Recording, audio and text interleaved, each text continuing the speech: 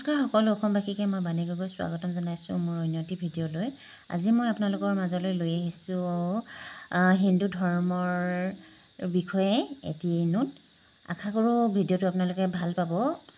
আমাৰ নিজৰ ধৰ্মটো জনাৰ উপৰি ইয়াত যথেষ্টখিনি প্ৰশ্নৰ উত্তৰ আপোনালোকে পাব, যিহেতু অনাগত দিনত আমাৰ হ'বলগীয়া এক্সাম আছে আৰু নিজৰ ধৰ্মটোৰ বিষয়েও যথেষ্ট জ্ঞানৰ লগতে ইয়াত প্ৰয়োজনীয় প্ৰশ্ন উত্তৰো কিছুমান আমি পাই যাম। আহকচোন ভিডিঅ'টো স্কিপ নকৰি শেষলৈকে চাওঁ। হিন্দু ধৰ্ম, হিন্দুজিয়াম। ভাৰতীয় সমাজৰ অধিকাংশ মানুহেই হিন্দু ধৰ্মৰ। হিন্দু ধৰ্ম অতি পুৰণি আৰু এক জটিল ধৰ্ম। কোনো নিৰ্দিষ্ট ব্যক্তিয়ে হিন্দু ধৰ্ম প্ৰচাৰ বা প্ৰৱৰ্তন কৰা নাই। এইটো এটা ইম্পৰ্টেণ্ট পইণ্ট। হিন্দু ধৰ্ম হ'ল পৌৰাণিক ঋষিমুনিসকলৰ জীৱনজোৰা চিন্তাধাৰাৰ সমষ্টি। হিন্দু ধৰ্মৰ মূল গ্ৰন্থ হৈছে বেদ। এইটো ইম্পৰ্টেণ্ট পইণ্ট। তদুপৰি উপনিষদ, মহাকাব্য, পুৰাণ, শ্ৰুতি, স্মৃতি আদিত হিন্দু ধৰ্মৰ তত্ত্ববোৰৰ উল্লেখ আছে। বেদ 4খন: ঋগ্বেদ, যজুৰ্বেদ, সামবেদ আৰু অথৰ্ববেদ। এইটো এটা ইম্পৰ্টেণ্ট পইণ্ট। বেদৰ কৰ্মকাণ্ডত ঈশ্বৰ আৰু সৃষ্টিতত্ত্বৰ বিষয়ে আলোচনা হৈছে। উপনিষদ 150খন। এইটো ইম্পৰ্টেণ্ট। আৰু ইয়াত বেদৰ জ্ঞানকাণ্ডৰ বিষয়ে আলোচনা কৰা হৈছে। মহাকাব্য 2খন: ৰামায়ণ আৰু মহাভাৰত। এইটো ইম্পৰ্টেণ্ট, য'ত গীতাকে মুখ্য কৰি ধৰ্মীয় উপদেশবোৰ আছে। ইয়াৰ উপৰি বিষ্ণু পুৰাণ, নাৰদীয় পুৰাণ, ভাগৱত পুৰাণ, গৰুড় পুৰাণ, পদ্ম পুৰাণ, বৰাহ পুৰাণ, মৎস্য পুৰাণ, কুৰ্ম পুৰাণ, লিংগ পুৰাণ, শিৱ পুৰাণ, স্কন্ধ পুৰাণ, অগ্নি পুৰাণ, ব্ৰহ্ম পুৰাণ, ব্ৰহ্মাণ্ড পুৰাণ, ব্ৰহ্মবৈৱৰ্ত পুৰাণ, মাৰ্কণ্ডেয় পুৰাণ, ভৱিষ্যত পুৰাণ আৰু বামন পুৰাণ আদি 18খন পুৰাণ। এইটো ইম্পৰ্টেণ্ট, 18খন পুৰাণ আছে। হিন্দু ধৰ্মৰ নীতি আৰু আদৰ্শ, বিশ্বাস, সৃষ্টি আৰু ধ্বংস তত্ত্ব তথা অনেক পৌৰাণিক কাহিনী পোৱা যায়। শ্ৰুতি আৰু স্মৃতিসমূহত মুখে মুখে চলি অহা কিছুমান নীতি নিয়মৰ উল্লেখ আছে। হিন্দু ধৰ্মক এক বিচিত্ৰ ধৰ্ম হিচাপেও অভিহিত কৰিব পাৰি। হিন্দু ধৰ্মৰ একাংশ লোক একেশ্বৰবাদী, অৰ্থাৎ এজন পৰম ব্ৰহ্ম ঈশ্বৰ বিশ্বাসী। এইটো ইম্পৰ্টেণ্ট। আন কিছুমানে আকৌ 33 কোটি দেৱতাক পূজা সেৱা কৰে। কিছুমানে আকৌ সৃষ্টিকৰ্তা ব্ৰহ্মা, পালনকৰ্তা বিষ্ণু আৰু সংহাৰকৰ্তা ৰুদ্ৰ বা শিৱক ঘাই দেৱতা হিচাপে বিশ্বাস কৰে। এইটো এটা ইম্পৰ্টেণ্ট। চাওক, সৃষ্টিকৰ্তা কোন? ব্ৰহ্মা, পালনকৰ্তা হৈছে বিষ্ণু আৰু সংহাৰকৰ্তা ৰুদ্ৰ বা শিৱ। আনহাতে চাৰ্বাকবাদীসকলে কোনো ঈশ্বৰ বা দেৱ দেৱীক বিশ্বাস নকৰে।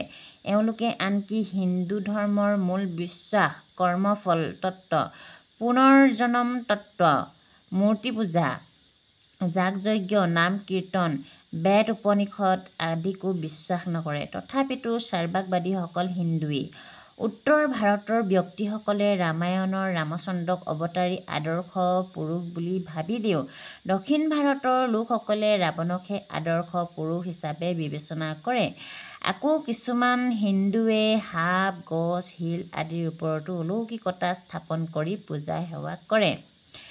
হিন্দু ধৰ্মৰ বিভিন্ন পন্থা আছে। অধিকাংশ হিন্দুৱেই স্বৰ্গ, মৰ্ত্য আৰু নৰকৰ কথা বিশ্বাস কৰে। লগতে আত্মাৰ অমৰত্ব বা অবিনাশিতা, কৰ্মফল অনুযায়ী ফলাফল লাভ কৰা, ভাগ্যবাদিতা আদি মহান আদৰ্শবোৰ বিশ্বাস কৰে। হিন্দু ধৰ্মৰ মতে জীৱনৰ চৰম লক্ষ্য হৈছে মোক্ষ বা মুক্তি লাভ। এইটো এটা ইম্পৰ্টেণ্ট পইণ্ট। হিন্দু ধৰ্মৰ মতে জীৱনৰ মূল লক্ষ্য কি? মোক্ষ বা মুক্তি লাভ। মোক্ষ বা মুক্তি লাভৰ বাবে পুৰুষাৰ্থ বা ত্ৰিবৰ্গ সাধন কৰিবলৈ ধৰ্মশাস্ত্ৰসমূহে নিৰ্দেশ দিছে। এই ত্ৰিবৰ্গ বা পুৰুষাৰ্থ কেইটা হৈছে ধৰ্ম, অৰ্থ, কাম আৰু মোক্ষ বা মুক্তি লাভ। মোক্ষ বা মুক্তি লাভৰ বাবে পুৰুষাৰ্থ বা ত্ৰিবৰ্গ সাধন কৰিবলৈ ধৰ্মশাস্ত্ৰসমূহে নিৰ্দেশ দিছে। এই ত্ৰিবৰ্গ বা পুৰুষাৰ্থ কেইটা হৈছে ধৰ্ম, অৰ্থ, কাম আৰু মোক্ষ সাধন কৰা। এইকেইটা ইম্পৰ্টেণ্ট। ত্ৰিবৰ্গ বা পুৰুষাৰ্থ কেইটা কি কি? ধৰ্ম, অৰ্থ, কাম আৰু মোক্ষ সাধন কৰা। মানৱ জীৱনৰ সফলতাৰ বাবে ব্ৰহ্মচৰ্য, গাৰ্হস্থ্য, বানপ্ৰস্থ আৰু সন্ন্যাস এই 4টা চতুৰ আশ্ৰম পালন কৰিবলৈ ধৰ্মশাস্ত্ৰসমূহে নিৰ্দেশ দিছে। তদুপৰি বৰ্ণ ধৰ্ম পালন কৰাটো হিন্দু ধৰ্মৰ অন্যতম গুৰুত্বপূৰ্ণ বিষয়।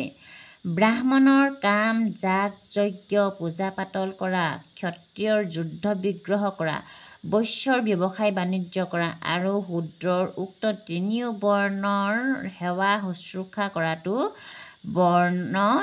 বৰ্ণ ধৰ্ম।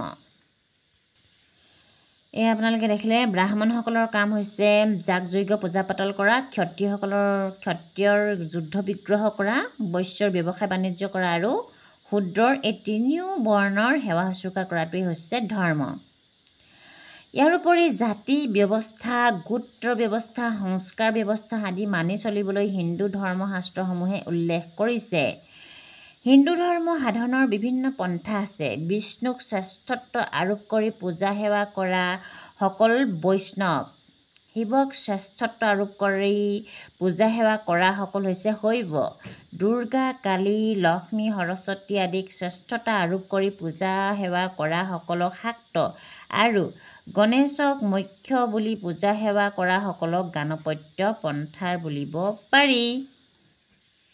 এয়া আপোনালোকে দেখিলে যে যিহেতু হিন্দু ধৰ্মৰ অনেক দেৱ দেৱতা আছে, তাৰে কি কৈছে, বিষ্ণুক শ্ৰেষ্ঠত্ব আৰোপ কৰি পূজা সেৱা কৰা সকলক কি বোলে বৈষ্ণৱ বুলি কোৱা হয়, শিৱক শ্ৰেষ্ঠত্ব আৰোপ কৰি পূজা সেৱা কৰা সকলক শৈৱ বুলি কোৱা হয় আৰু দুৰ্গা কালী লক্ষ্মী সৰস্বতী আদিক শ্ৰেষ্ঠতা আৰোপ কৰি পূজা সেৱা কৰা সকলক শাক্ত বুলি কোৱা হয় আৰু গণেশক মুখ্য বুলি পূজা সেৱা কৰা সকলক গাণপত্য পন্থাৰ বুলিব পাৰি।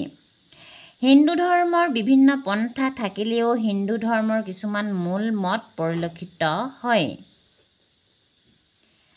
এয়া আপোনালোকে দেখিলে হিন্দু ধৰ্মৰ বিষয়ে কিছু তথ্য আপোনালোকৰ আগত মই দাঙি ধৰিলোঁ। কেনে পালে জনাব।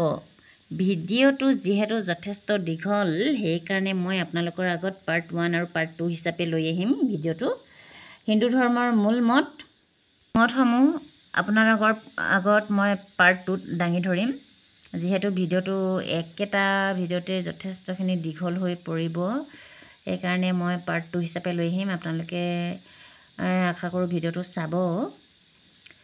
এই পাৰ্ট 1 ভিডিঅ'টোত আপোনালোকে চাই কিমানখিনি জ্ঞান অৰ্জন কৰিলে বা নজনা কথা জানিলে মোক কমেণ্ট কৰি জনাব। আজিলৈ আহিছোঁ তেনেহ'লে। ভিডিঅ'টো শেষলৈকে চোৱাৰ বাবে বহুত ধন্যবাদ আৰু চেনেলটোলৈ যদি নতুনকৈ আহিছে চেনেলটো ছাবস্ক্ৰাইব কৰি দিব বুলি আশা কৰিলোঁ। Bye bye. আৰু এটা কথা, কিবা এটা যদি মোৰ ভুল দেখিছে আপোনালোকে প্লিজ কমেণ্ট সহকাৰে মোক জনাব। উচ্চাৰণৰ ক্ষেত্ৰত হওক বা কিবা অন্য কিবা ভুল ত্ৰুটি যদি থাকি গৈছে, এইখন আচলতে মোৰ কিতাপৰ পৰা মই আপোনালোকৰ আগত নোটটো দাঙি ধৰিছোঁ। যিহেতু মই এনেদৰে কিছু জ্ঞানমূলক নোট আপোনালোকৰ আগলৈ লৈ আহোঁ। কিবা ভুল দেখিলে মোক জনাব বুলি আশা কৰিলোঁ। ধন্যবাদ।